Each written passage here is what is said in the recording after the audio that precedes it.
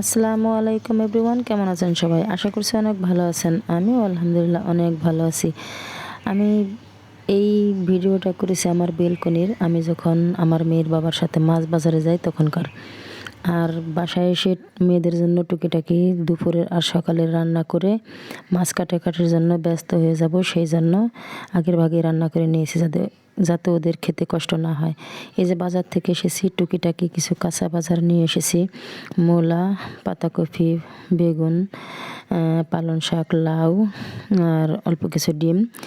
আর তারপরে আমি চলে যাব বাইরে, প্রচণ্ড শীত। শীতের ভিতরে মাছ কিনতে গেছি, মাছেরও দাম বেশ চড়া।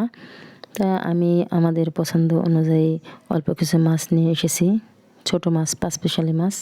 তা পাঁচমিশালি মাছ তো আর পাঁচমিশালি হয় না, এখন 3 মিশালি হয়ে যায়, তার কারণ 5 রকমের মাছ থাকে না।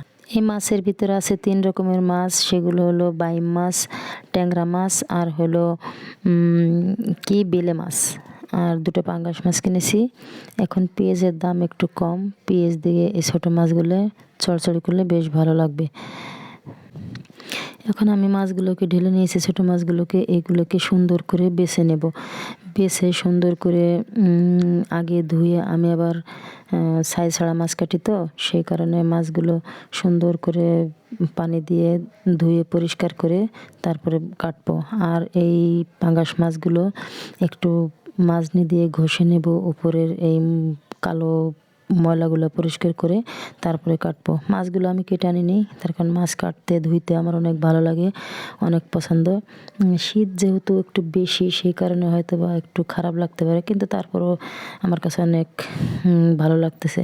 তার কারণ নিজে মাছ কিনতে গিয়েছি, আর মাছগুলো খুব তরতাজা ছিল। এই যে আমি মাছগুলো সুন্দর করে ধুয়ে নিয়েছি, মাছের সাথে কোনো আইসই থাকবে না, এরকমভাবে ধুবো।